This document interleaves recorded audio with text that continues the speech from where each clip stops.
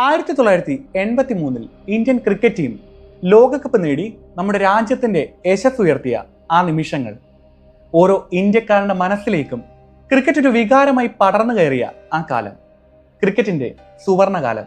എന്നാൽ 1990 അവസാനത്തിൽ ക്രിക്കറ്റ് ലോകത്തെ പിടിച്ചു കുലുക്കിയ ആ വിവാദം, തങ്ങൾ ഇത്രയും ആരാധിക്കുന്ന നെഞ്ചേറ്റിയ ക്രിക്കറ്റ് മത്സരം ഒത്തുകളിക്കാമെന്ന് ഒരു ക്രിക്കറ്റ് പ്രേമിയും സ്വപ്നത്തിൽ പോലും കരുതിയിട്ടുണ്ടാകില്ല.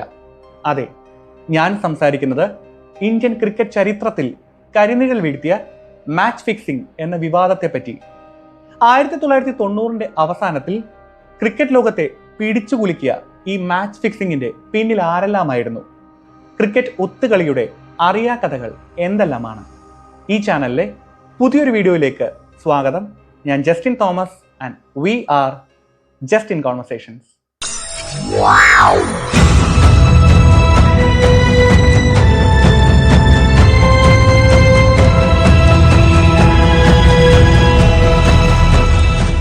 മാച്ച് ഫിക്സിംഗുകളുടെ തുടക്കം എന്ന് പറയുവാൻ കഴിയുന്നത് ഇന്ത്യ ലോകകപ്പ് നേടി ഏകദേശം 11 വർഷത്തിന് ശേഷമാണ്.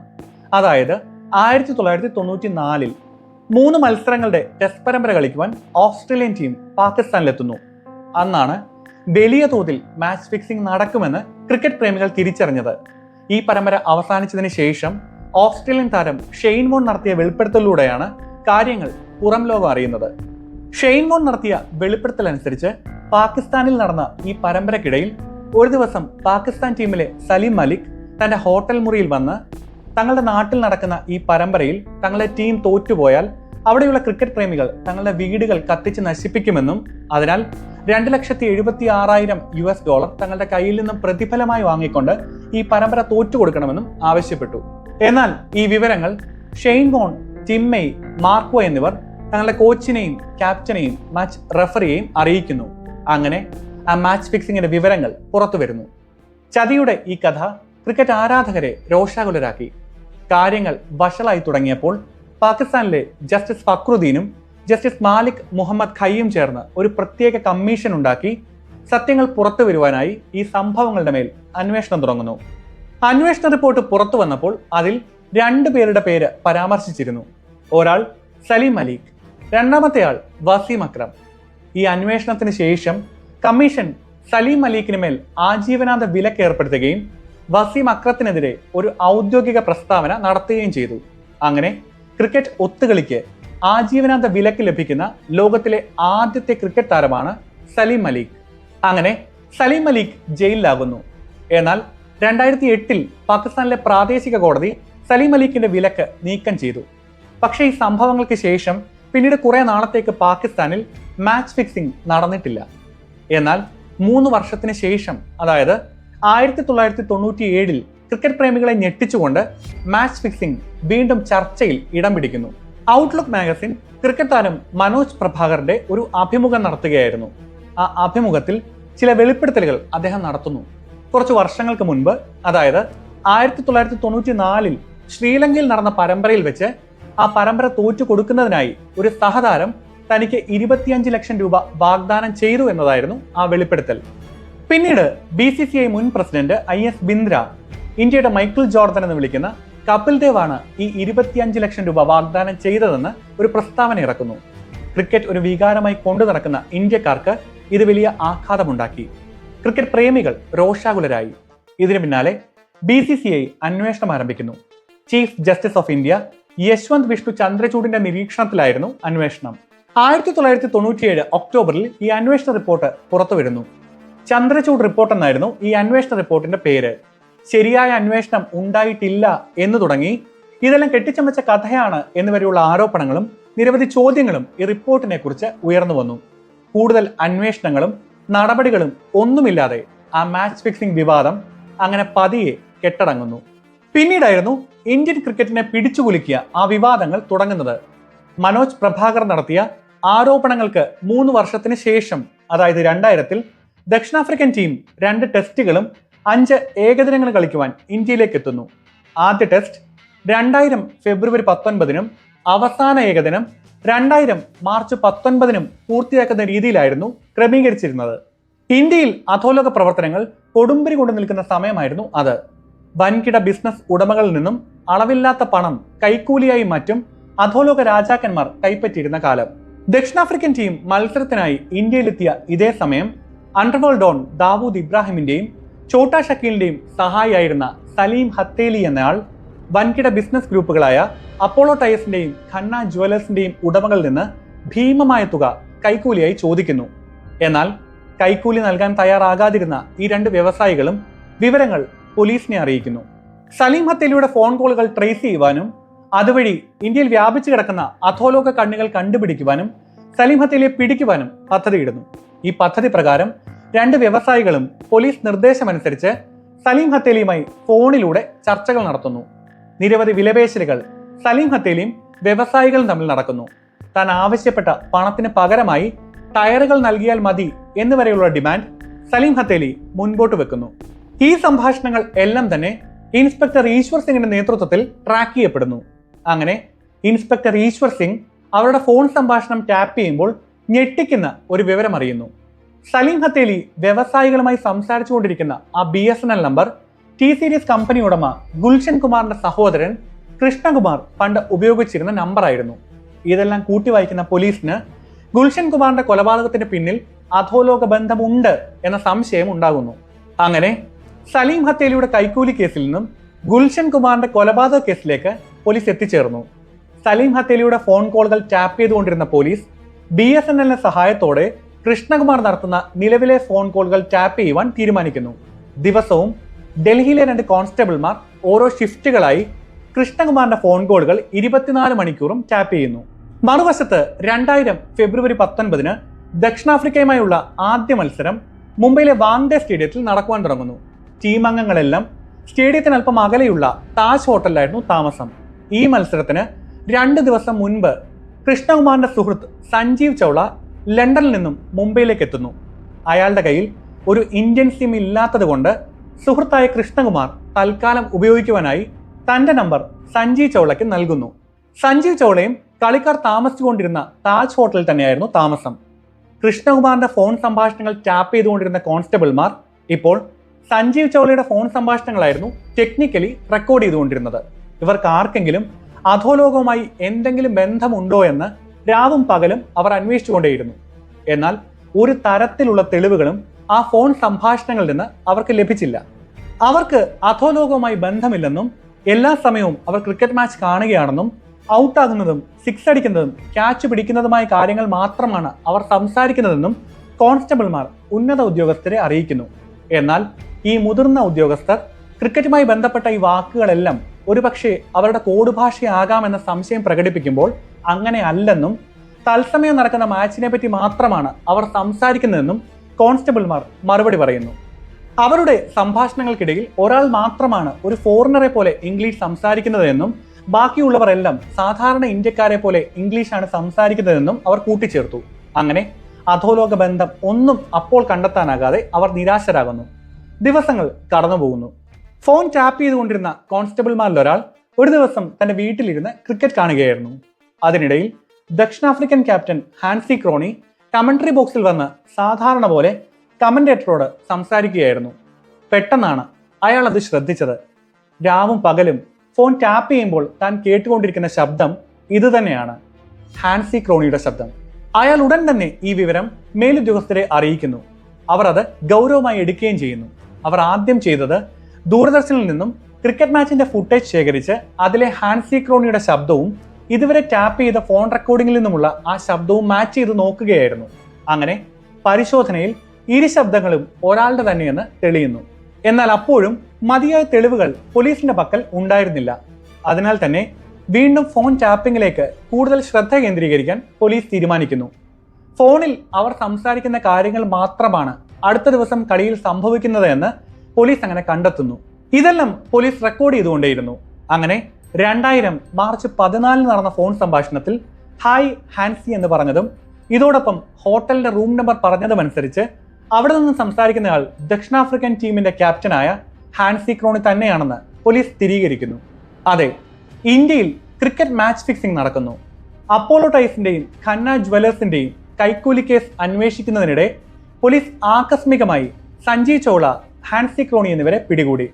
ഇന്ത്യയിലെ ആദ്യത്തെ ഏറ്റവും വലിയ മാച്ച് ഫിക്സിംഗ് കേസ് അങ്ങനെ ആകസ്മികമായി പിടിക്കപ്പെട്ടു. എന്നാൽ പോലീസിന് മുന്നിൽ മറ്റൊരു വലിയ പ്രശ്നമുണ്ടായിരുന്നു.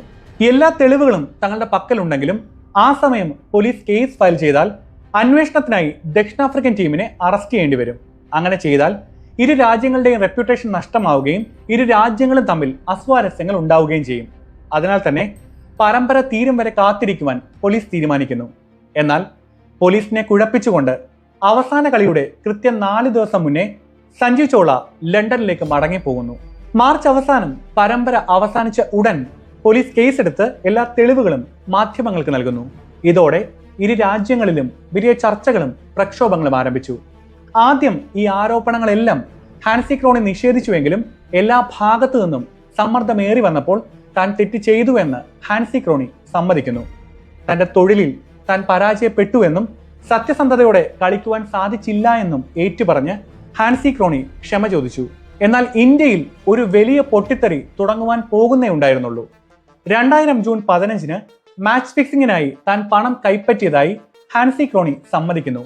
താൻ പണം കൈപ്പറ്റിയത് MK എന്ന് വിളിക്കുന്ന മുകേഷ് ഗുപ്തയുടെ കയ്യിൽ നിന്നാണെന്നും മത്സരം മനഃപൂർവ്വം തോക്കുന്നതിനായി $30,000 ടീമിന്റെ വിവരങ്ങൾ നൽകുന്നതിന് $50,000 താൻ കൈപ്പറ്റിയതായി ഹാൻസി ക്രോണി വെളിപ്പെടുത്തി. എന്നാൽ തന്നെ മുകേഷ് ഗുപ്തയ്ക്ക് പരിചയപ്പെടുത്തിയത് മുഹമ്മദ് അസറുദ്ദീൻ ആണെന്നുള്ളതായിരുന്നു ഹാൻസി ക്രോണിയുടെ ഏറ്റവും വലിയ വെളിപ്പെടുത്തൽ. ഇന്ത്യയിലെ ക്രിക്കറ്റ് പ്രേമികൾക്കിടയിൽ രോഷം ആളിപ്പടർന്നു. ഉടൻ തന്നെ ഈ കേസ് CBIക്ക് കൈമാറുകയും ചെയ്തു. ഒളിവിലായിരുന്ന MK ഗുപ്തയെ കുറച്ച് ദിവസങ്ങൾക്ക് ശേഷം പോലീസ് പിടികൂടി. ആദ്യം ഈ ആരോപണങ്ങളെല്ലാം നിഷേധിച്ച MK ഗുപ്ത വലിയ സമ്മർദ്ദങ്ങൾക്കൊടുവിൽ നടന്ന കാര്യങ്ങളെല്ലാം പോലീസിനോട് വിശദീകരിച്ചു. MK ഗുപ്ത ഒരു സാധാരണ ബാങ്ക് ജീവനക്കാരനായിരുന്നു. 1988 ചെറിയ തോതിലുള്ള വാതുവെപ്പുകൾ നടത്തി പണം സമ്പാദിച്ചിരുന്ന കാലം. നല്ല വിദ്യാഭ്യാസ യോഗ്യതയുണ്ടായിരുന്ന അയാളുടെ കഴിവുകൾ കണ്ട് അധോലോകം അയാളെ തങ്ങളുടെ ലക്ഷ്യങ്ങൾക്ക് പങ്കാളിയായി കൂടെ കൂട്ടുന്നു. അയാൾക്ക് നൽകിയ ആദ്യ ചുമതല രഞ്ജി പോലെയുള്ള പ്രാദേശിക മത്സരങ്ങൾക്ക് പോയി കഴിവുള്ള കളിക്കാരുമായി ബന്ധം സ്ഥാപിക്കുക എന്നതായിരുന്നു. അങ്ങനെ ആ കളിക്കാർ ഇന്ത്യൻ ടീമിലേക്ക് വരുമ്പോൾ അവരെ ഉപയോഗപ്പെടുത്തുക എന്നതായിരുന്നു അവരുടെ ലക്ഷ്യം. MK ഗുപ്ത അധോലോക നേതാക്കൾ പറഞ്ഞതുപോലെ കാര്യങ്ങൾ ചെയ്തു. നാട്ടിലെ മത്സരങ്ങൾ കാണുവാൻ പോയി തുടങ്ങി. 1988 ഡൽഹിയിൽ രാംചരൺ അഗർവാൾ ടൂർണമെന്റ് നടക്കുകയായിരുന്നു. അവിടെ അജയ് ശർമ്മ എന്നൊരു യുവ കളിക്കാരനുണ്ടായിരുന്നു. വളരെ കഴിവുണ്ടായിരുന്ന അജയ് ശർമ്മ ഒരു നിർധന കുടുംബത്തിൽ നിന്നുമുള്ള ആളായിരുന്നു. അതിനാൽ തന്നെ അജയ് ശർമ്മയുമായി ബന്ധം സ്ഥാപിച്ച് അയാളുടെ ചിലവുകൾക്കായി പണം മുടക്കി കൂടുതൽ അടുപ്പം MK ഗുപ്ത സൃഷ്ടിക്കുന്നു. 2 വർഷത്തിന് ശേഷം 1990 അജയ് ശർമ്മ ഇന്ത്യൻ ക്രിക്കറ്റ് ടീമിലേക്ക് തിരഞ്ഞെടുക്കപ്പെട്ടു. അജയ് ശർമ്മയെ തിരഞ്ഞെടുത്ത ഉടൻ ന്യൂസിലാൻഡിൽ നടന്ന പരമ്പരയുടെ വിവരങ്ങൾ അജയ് ശർമ്മ MK ഗുപ്തയ്ക്ക് നൽകി തുടങ്ങി. അങ്ങനെ ഇരുവരും പണം സമ്പാദിക്കുവാൻ തുടങ്ങുന്നു. ഈ ന്യൂസിലാൻഡ് പര്യടനം നടക്കുമ്പോൾ മനോജ് പ്രഭാകർ ആയിരുന്നു അജയ് ശർമ്മയുടെ കൂടെ മുറിയിൽ താമസിച്ചിരുന്നത്. പുതിയ കളിക്കാരനായ തനിക്ക് എല്ലാ വിവരങ്ങളും പറഞ്ഞു തന്നത് മനോജ് പ്രഭാകർ ആണെന്ന് അജയ് ശർമ്മ CBIക്ക് മൊഴി നൽകി. അരവിന്ദ് ഡിസിൽവയെ പരിചയപ്പെടുത്തുവാൻ MK ഗുപ്ത മനോജ് പ്രഭാകറോട് ആവശ്യപ്പെട്ടു. പകരമായി ഒരു 4 വീൽ മാരുതി ജിപ്സി തനിക്ക് വേണമെന്ന് മനോജ് പ്രഭാകർ പറഞ്ഞു. ഏറ്റെടുത്ത ദൗത്യം കൃത്യമായി പൂർത്തിയാക്കിയ മനോജ് പ്രഭാകറിന് ഒരു 4 wheel Maruti gypsy MK Gupta സമ്മാനമായി നൽകുകയും ചെയ്തു. അങ്ങനെ മനോജ് പ്രഭാകറിനെതിരെയും CBI അന്വേഷണം ആരംഭിക്കുന്നു. ചോദ്യം ചെയ്യലിൽ 1992 ഓസ്ട്രേലിയ പരമ്പരയിൽ നടന്ന കരാറിൽ നവ്ജോത് സിംഗ് സിദ്ധുവും പ്രധാന പങ്കാളിയായിരുന്നെന്നും 1994 സിംഗർ കപ്പ് മത്സരം തോൽക്കുവാനായി 25 ലക്ഷം രൂപ കപിൽ ദേവ് വാഗ്ദാനം നൽകിയെന്നും കൂടാതെ 1991 ഡൽഹി ബോംബെ രഞ്ജി ട്രോഫിയിലും മാച്ച് ഫിക്സിംഗ് നടത്തി ഡൽഹി മനഃപൂർവ്വം തോറ്റെന്നും മനോജ് പ്രഭാകർ വെളിപ്പെടുത്തി. ചോദ്യം ചെയ്യൽ തുടർന്നപ്പോൾ അയാൾ ഏറ്റവും പ്രധാനപ്പെട്ട ആ വെളിപ്പെടുത്തൽ നടത്തി. ഒരു ദിവസം മുഹമ്മദ് അസറുദ്ദീൻ അജയ് ശർമ്മയോട് തന്റെ കാമുകി ഒരു ഫാഷൻ ഷോ നടത്തുവാൻ ശ്രമിക്കുന്നുവെന്നും ഏകദേശം 1 കോടിയോളം രൂപ അതിനായി തനിക്ക് ആവശ്യമുള്ളതായും അറിയിക്കുന്നു. ഇത്രയും തുക ക്രമീകരിച്ച് നൽകുവാൻ MK ഗുപ്ത എന്നൊരാൾ ഉണ്ടെന്ന് അജയ് ശർമ്മ അസറുദ്ദീനോട് പറയുന്നു. അങ്ങനെ ഡൽഹിയിലെ താജ് പാലസിൽ അജയ് ശർമ്മയും അസറുദ്ദീനും MK ഗുപ്തയും കൂടിക്കാഴ്ച നടത്തുന്നു. CBI റിപ്പോർട്ട് പ്രകാരം ആ യോഗത്തിൽ വെച്ച് ഏതെല്ലാം കളികൾ ഇന്ത്യ ജയിക്കുമെന്നും ഏതെല്ലാം കളികൾ ഇന്ത്യ തോൽക്കുമെന്നുമുള്ള വിവരങ്ങൾ കൃത്യമായി നൽകാമെന്ന് അസറുദ്ദീൻ വാക്ക് നൽകുന്നു. ഇതിനായി 50 ലക്ഷം രൂപ അഡ്വാൻസ് തുകയായും ബാക്കി 50 ലക്ഷം രൂപ കാര്യങ്ങൾ കൃത്യമായി നടന്നതിന് ശേഷം നൽകുകയും ചെയ്യുവാൻ തീരുമാനിച്ചു. ടൈറ്റൻ കപ്പ് ഇന്ത്യക്ക് നഷ്ടമാകുമെന്ന് കൃത്യമായി അസറുദ്ദീൻ പറഞ്ഞുവെന്നും അതനുസരിച്ച് മത്സരത്തിൽ താൻ വാതുവെപ്പ് നടത്തിയെന്നും CBI അന്വേഷണത്തിൽ MK ഗുപ്ത പറഞ്ഞു. മത്സരം ആരംഭിച്ച ഉടൻ അസറുദ്ദീൻ 1 റൺസ് എടുത്ത് പുറത്തായി. അജയ് ജഡേജയും റണ്ണൌട്ട് ആകുന്നു. അങ്ങനെ എല്ലാം നേരത്തെ പ്ലാൻ ചെയ്ത പോലെ സംഭവിക്കുന്നു. എന്നാൽ അവരുടെ തീരുമാനങ്ങൾ തകിടം മറിച്ചുകൊണ്ട് സച്ചിൻ ടെണ്ടുൽക്കർ ഒറ്റയ്ക്ക് ആ മാച്ച് വിജയിപ്പിക്കുന്നു. ഇത് വാതുവെപ്പിൽ വലിയ നഷ്ടം MK ഗുപ്തയ്ക്കും കൂട്ടാളികൾക്കും ഉണ്ടാക്കുന്നു. സച്ചിൻ ടെണ്ടുൽക്കറെയും CBI ചോദ്യം ചെയ്യുന്നതിനായി വിളിപ്പിച്ചു. അസറുദ്ദീൻ കൃത്യമായി കളിച്ചില്ല എന്നും സ്ലോ കളിക്കുവാൻ ടീമിൽ ഒരു നിർദ്ദേശവും ലഭിക്കാത്ത സാഹചര്യത്തിലും മനോജ് പ്രഭാകറും നയൻ മോംഗിയും ഒരു കാരണവുമില്ലാതെ സ്ലോ കളിച്ചുവെന്നും അതിനാൽ മത്സരം കഴിഞ്ഞ ഉടൻ അവരോട് താൻ ദേഷ്യപ്പെട്ടുവെന്നും സച്ചിൻ മൊഴി നൽകി.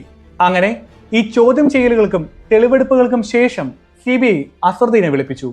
CBI റിപ്പോർട്ട് പ്രകാരം തുടക്കത്തിൽ തനിക്കെതിരെയുള്ള ആരോപണങ്ങളെല്ലാം അസറുദ്ദീൻ നിഷേധിച്ചുവെങ്കിലും കൃത്യമായി ശേഖരിച്ച പണമിടപാടുകൾ ഉൾപ്പെടെയുള്ള എല്ലാ തെളിവുകളും നിരത്തിയപ്പോൾ അവയെല്ലാം അസറുദ്ദീൻ സമ്മതിച്ചു. അങ്ങനെ കൃത്യമായ തെളിവുകളോടെ ക്രിക്കറ്റ് വാതുവെപ്പിലെ പ്രമുഖരെല്ലാം CBIയുടെ വലയിലാകുന്നു.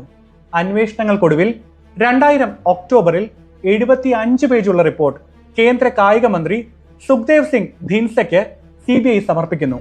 റിപ്പോർട്ടിൽ ക്രിക്കറ്റ് ഒത്തുകളി ഉയർന്ന തലത്തിൽ നടന്നിരുന്നുവെന്നും അതിൽ 5 ഇന്ത്യൻ താരങ്ങളുടെ പേരും 9 അന്താരാഷ്ട്ര താരങ്ങളുടെ പേരും CBI പ്രതിപാദിച്ചു. ഇത്രയും തെളിവുകൾ ഉണ്ടായിട്ട് പോലും ക്രിക്കറ്റ് ഒത്തുകളി കോടതിയിൽ തെളിയിക്കുവാനും ശിക്ഷ നടപ്പിലാക്കുവാനും തക്ക നിയമങ്ങൾ ഇന്ത്യയിൽ ഇല്ലാഞ്ഞതിനാൽ ഇവരെല്ലാവരും കുറ്റക്കാരല്ലാതായി മാറി. എന്നാൽ കോടതിയിൽ നിന്നും രക്ഷപ്പെട്ടെങ്കിലും ഇവർ ചെയ്ത കാര്യങ്ങൾ കൃത്യമായി അറിയാമായിരുന്ന BCCI ക്രിക്കറ്റ് മാച്ച് ഫിക്സിംഗിൽ ഏർപ്പെട്ടവരെ ബാൻ ചെയ്തു. അസറുദ്ദീനും അജയ് ശർമ്മയ്ക്കും ലൈഫ് ബാനും ജഡേജയ്ക്കും മനോജ് പ്രഭാകറിനും 5 വർഷം ബാനും അന്ന് ഏർപ്പെടുത്തി. എന്നാൽ ഇതിൽ പല ബാനുകളും പിന്നീട് മാറ്റപ്പെടുകയും ചെയ്തു. മാച്ച് ഫിക്സിംഗ് വിവാദങ്ങൾ ക്രിക്കറ്റിനെ ഒരു വികാരമായി കാണുന്ന കോടാനുകോടി ആരാധകരുടെ വിശ്വാസത്തിന് ഏൽപ്പിച്ച ആഴത്തിലുള്ള മുറിവായിരുന്നു. ഇന്ത്യൻ ക്രിക്കറ്റിന്റെ സത്യസന്ധതയ്ക്ക് മേൽ നിഴൽ വീണ കാലങ്ങൾ. എത്രയോ ക്രിക്കറ്റ് പ്രേമികളെ ആവേശമേറിയ ഈ കളിയിൽ നിന്നും അല്പമെങ്കിലും പിന്നോട്ട് പോകുവാൻ പ്രേരിപ്പിച്ച സംഭവങ്ങൾ. ക്രിക്കറ്റ് താരങ്ങളും വാതുവെപ്പ് സംഘങ്ങളും അധോലോകവുമായുള്ള അവിശുദ്ധ ബന്ധം പുറത്തു വന്നത് കൂടുതൽ നിയമങ്ങളും ചട്ടങ്ങളും ഉണ്ടാക്കുവാൻ അധികാരികളെ പ്രേരിപ്പിച്ചുവെങ്കിലും വീണ്ടും പല മാച്ച് ഫിക്സിങ്ങുകളും നടന്നു. ഇത് ചെയ്യുന്നവരെ കൃത്യമായി ശിക്ഷിക്കുവാൻ പ്രാപ്തമായ ഒരു നിയമ സംവിധാനം ഇവിടെ ഉണ്ടോ എന്നത് സംശയം തന്നെയാണ്. എങ്കിലും ഭാവിയിൽ ഇത്തരം സംഭവങ്ങൾ ആവർത്തിക്കപ്പെടാതെ ഇരിക്കാൻ കർശന നടപടികൾ സ്വീകരിക്കുവാൻ ക്രിക്കറ്റ് ലോകത്തിന് സാധിക്കട്ടെ. അതുവഴി കൂടുതൽ വിശ്വസ്തമായ ഒരു ഗെയിമായി ക്രിക്കറ്റ് മാറുമെന്ന പ്രതീക്ഷയോടെ ഈ വീഡിയോ ഇവിടെ അവസാനിക്കുന്നു. പക്ഷേ കോൺവെർസേഷൻസ് അത് തുടർന്നുകൊണ്ടേയിരിക്കും. We were just in conversations. Good bye.